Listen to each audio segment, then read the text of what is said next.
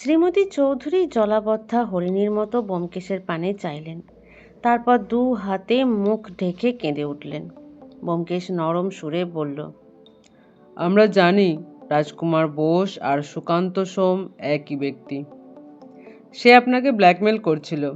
কাল রাত্রি 9:15টার সময় সিনেমা ফেরত আপনি তাকে টাকা দিতে গিয়েছিলেন। এখন বাকি কথা সব বলুন, আপনার কোনো ভয় নেই। শ্রীমতী চৌধুরী কিছুক্ষণ ফোঁপালেন, তারপর চোখ মুছে মুখ তুললেন, ভাঙা ভাঙা গলায় বললেন, বলছি। কেন জানতে চান আপনারাই জানেন, কিন্তু দোহাই আপনাদের, আমার স্বামী যেন কিছু জানতে না পারেন। ব্যোমকেশ দেয়ালের ছবির দিকে আঙুল দেখিয়ে বলল, ইনি আপনার স্বামী? হ্যাঁ। কড়া প্রকৃতির লোক মনে হয়, কিন্তু আপনি নিশ্চিন্ত থাকুন। নিতান্ত প্রয়োজন না হলে আমরা কাউকে কিছু বলবো না। তারপর মিসেস চৌধুরী লজ্জাজনক চোখে দ্বিধা জড়িত কণ্ঠে যে কাহিনী বললেন তার সারাংশ এই। 12-13 বছর আগে শ্রীমতী চৌধুরী যখন কুমারী ছিলেন তখন তার প্রকৃতি ছিল অন্যরকম। তিনি নিজেকে সংস্কার মুক্তা ও অতি আধুনিকা মনে করতেন।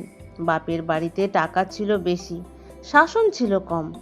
লতিকা চক্রবর্তী বন্ধু বান্ধবীর সঙ্গে হৈ হৈ করে সিনেমা থিয়েটার দেখে সময় কাটাতেন। সেই সময় চিত্রজগতে সুকান্ত সোম নামে একজন হিরো ছিল, যেমন তার চেহারা তেমনি অভিনয়। লতিকা চক্রবর্তী তার প্রেমে পড়ে গেলেন। সাধারণ প্রেম নয়, একেবারে বাঁধন ছাড়া প্রেম।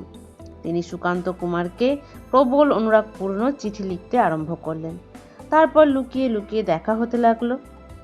লতিকা সুকান্তকে বিয়ে করবার জন্য ক্ষেপে উঠেছিলেন, কিন্তু একদিন জানতে পারলেন সুকান্তর ঘরে একটি স্ত্রী আছে। তার প্রেমে ভাটা পড়ল। তার বাবা বোধহয় কিছু সন্দেহ করেছিলেন। তিনি তাড়াতাড়ি মেয়ের বিয়ে দিয়ে দিলেন। তারপর 2 বছর কাটল। লতিকা দেবীর স্বামী লোকটি অতিশয় সজ্জন, কিন্তু যৌন শিথিলতা সম্বন্ধে তার দৃষ্টিভঙ্গি অত্যন্ত কড়া। বিয়ের পর লতিকা চৌধুরীর রোমাঞ্চের নেশা ছুটে গিয়েছিল। স্বামীকে তিনি প্রীতি ও শ্রদ্ধার চোখে দেখতে আরম্ভ করেছিলেন। সন্তানাদি না হলেও তাদের দাম্পত্য জীবন সুখের হয়ে উঠেছিল। একদিন কাগজে ভয়ঙ্কর খবর বেরুলো, সুকান্ত নিজের স্ত্রীকে খুন করেছে। কেস আদালতে উঠল। আসামি অবশ্য খালাস পেয়ে গেল, কারণ সে আত্মরক্ষার্থে খুন করেছে। স্ত্রী ছুরি নিয়ে তাকে আক্রমণ করেছিল, তার মুখ এবং সর্বাঙ্গে কেটে ফালা ফালা করে দিয়েছে। সে নিজের প্রাণ বাঁচাবার জন্যে স্ত্রীকে গলা টিপে মেরেছে। যতদিন মোকদ্দমা চলেছিল ততদিন লতিকা দেবী ভয়ে কাঁটা হয়েছিলেন, পাছে কোনো সূত্রে তার নামটা প্রকাশ হয়ে পড়ে। কিন্তু সাক্ষী বা আসামি কেউ তার নাম করল না। তখন তিনি নিশ্চিন্ত হলেন। অতঃপর 2-3 বছর নিরুপদ্রবে কেটে গেল। সুকান্তর সিনেমার কাজ শেষ হয়েছিল। ওরকম একটা মুখ নিয়ে সিনেমার হিরো সাজা যায় না। সে কোথাও নিরুদ্দেশ হয়েছিল। হঠাৎ একদিন সুকান্ত তার বিভৎস মুখ নিয়ে লতিকা দেবীর সঙ্গে দেখা করল।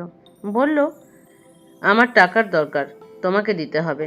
বেশি নয়, 6 মাস অন্তর 300 টাকা। তোমার পক্ষে অতি সামান্য। যদি না দাও, তুমি আমাকে যে সব চিঠি লিখেছিলে সেগুলি তোমার স্বামীকে দেখাবো। সেই থেকে শ্রীমতী চৌধুরী 6 মাস অন্তর 300 টাকা গুনছেন। 6 মাসে 300 টাকা তার গায়ে লাগে না, কিন্তু সদাই ভয়, পাছে স্বামী জানতে পারেন। কাল রাত্রে তিনি টাকা দিতে নিরুপমা হোটেলে গিয়েছিলেন। 2 নম্বর ঘরের দোরের বাইরে থেকে সুকান্ত সোমকে টাকা দিয়ে চলে এসেছিলেন। আর কিছু জানেন না। শ্রীমতীর কাহিনী শেষ হলে শ্রোতা দুজন কিছুক্ষণ নীরবে বসে রইলেন। তারপর ব্যোমকেশ নিঃশ্বাস ফেলে উঠে দাঁড়ালো, বলল, আচ্ছা, আজ আমরা যাই। একটা সুখবর দিয়ে যাই। কাল রাত্রি 9:15 থেকে 11টার মধ্যে সুকান্ত সোম ওরফে রাজকুমার বোস খুন হয়েছে। বাড়ি থেকে বেরিয়ে দুজনে ফুটপাথে এসে দাঁড়ালেন। রাখালবাবু বললেন, শ্রীমতীর আত্মকথা তো শুনলাম, কিন্তু খুনের হদিশ পাওয়া গেল না। ব্যোমকেশ বলল, একেবারে কিছুই পাওয়া যায়নি এমন কথা বলা যায় না। আজ যতগুলি লোকের এজেহার শুনেছি, তাদের মধ্যে একজন একটা বেফাঁস কথা বলেছে, কিন্তু কে বলেছে মনে করতে পারছি না। কি বেফাঁস কথা? সেইটাই মনে আসছে না। অনেকের কথার মধ্যে ওই কথাটা মগ্ন চৈতন্যে ডুব মেরেছে। রাখালবাবু ঘড়ি দেখলেন, প্রায় 3টে বাজে। বললেন, আমি এখন থানায় ফিরবো, আপনি? আমি একবার নতুন বাড়ির কাজকর্ম তদারক করে বাসায় ফিরব। কাল সকালে আবার দেখা হবে। ইতিমধ্যে যদি নতুন খবর কিছু পান দয়া করে টেলিফোন করবেন। 5টার পর বাসায় ফিরে ব্যোমকেশ 1 পেয়ালা চা খেলো। তারপর সিগারেট ধরিয়ে তক্তপোষের ওপর লম্বা হলো। অজিত বাড়ি নেই। 4:30টের সময় দোকানে গেছে। ব্যোমকেশ একলা একলা চোখ বুজে শুয়ে সিগারেট টানতে লাগলো। 6:30টার সময় সে ধর্মরিয়ে উঠে বসলো। সত্যবতী কি একটা কাজে ঘরে এসেছিল। চমকে উঠে বলল, কি হলো?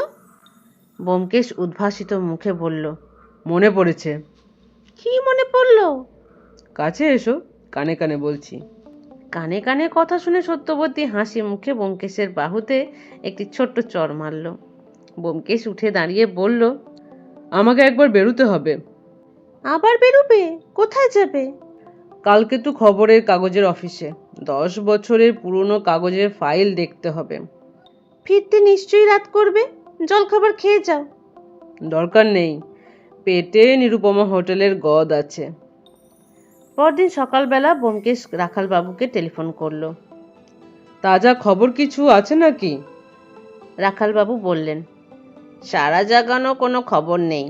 লাশ পরীক্ষা করে অপ্রত্যাশিত কোনো খবর পাওয়া যায়নি। মৃত্যুর সময় ডিনারের আন্দাজ 1.5 ঘন্টা পরে। 2 নম্বর ঘরে রাজকুমার আর গুণাধরের আঙুলের ছাপ পাওয়া গেছে। শ্যামাকান্ত লাহিড়ীর বাসায় আবার গিয়েছিলাম, সে পরিষ্কার অস্বীকার করলো। বলল নিরুপমা হোটেলে যায়নি। জেনারেল রামপীড়িত কিন্তু তাকে শনাক্ত করেছে। শ্যামাকান্তকে অ্যারেস্ট করিনি, কিন্তু তার পেছনে লেজুর লাগিয়েছি। তারপর? জগবন্ধু পাত্রের আসল নাম জানা গিয়েছে, ভগবান মহান্তি। দাগী আসামি। মেদিনীপুরে একটা স্ত্রীলোককে খুন করে 14 বছর জেলে গিয়েছিল। তারপর জেল ভেঙে পালায়। কলকাতায় এসে ছদ্মনামে ঘোর দৌড়ের দালালি করছিল। আর কিছু? লতিকা দেবীর স্বামী তারাকুমার চৌধুরী সম্বন্ধে খোঁজখবর নিয়ে জানলাম তিনি সে রাত্রে 11টার পর বাড়ি ফিরেছিলেন, কিন্তু এতক্ষণ কোথায় ছিলেন জানা যাচ্ছে না। জানা দরকার নেই। হোটেলের খবর কি? হোটেলের অতিথিরা বড় অস্থির হয়ে উঠেছেন। ভাবছি আজ বিকেলবেলা তাদের ছেড়ে দেব। আপনি কিছু পেলেন? পেয়েছি। আমি এখনই নিরুপমা হোটেলে যাচ্ছি, আপনিও আসুন। 1 নম্বর ঘরের বন্ধ দরজার সামনে দাঁড়িয়ে রাখালবাবু ও ব্যোমকেশের মধ্যে দৃষ্টি বিনিময় হলো। রাখালবাবু দৌড়ে টোকা দিলেন, দৌড় খুলে গেল। মিসেস শোভনা রায় রাখালবাবুকে দেখে জ্বলে উঠলেন। এই যে, আপনি আর কতদিন আমাকে আটকে রাখবেন? আমার মতো একজন ডাক্তারকে এমনভাবে আটকে রাখা আইন বিরুদ্ধতা জানেন না? রাখালবাবু বললেন, আমার বিরুদ্ধে আপনার যদি কোনো নালিশ থাকে আদালত আছে। আপাতত আপনাকে আমরা 2-4টে কথা বলতে চাই। দুজনে ঘরে প্রবেশ করলেন। ব্যোমকেশ চেয়ারে বসে বলল, আপনাকে একটা গল্প শোনাতে চাই মিসেস রায়। মিসেস রায় আবার চলে উঠলেন। রূঢ় কণ্ঠে বললেন, আপনি আবার কে? ঠাট্টা করছেন নাকি? রাখালবাবু বললেন, ইনি ব্যোমকেশ বক্সী, নাম শুনে থাকবেন। ব্যোমকেশ বলল, ঠাট্টা করছি না, মোটেই ঠাট্টা করছি না। আপনি বসুন। ব্যোমকেশের নাম শুনেই মিসেস রায় থতিয়ে গিয়েছিলেন। খাটের ধারে বসলেন। রুক্ষ স্বর যথাসম্ভব নরম করে বললেন, কি বলবেন বলুন, আমি কিন্তু আজই বহরমপুর ফিরে যাব। ব্যোমকেশ বলল, সেটা ভবিষ্যতের কথা। গল্পটি খবরের কাগজে পড়লাম, সংক্ষেপে শোনাচ্ছি।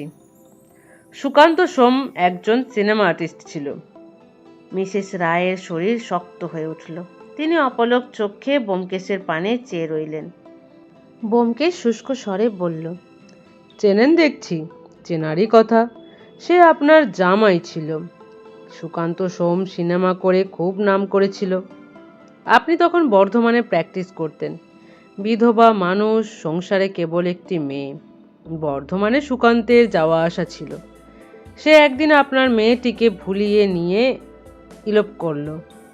সুকান্ত আপনার মেয়েকে লোভ দেখিয়েছিল তাকে সিনেমার হিরোইন করবে।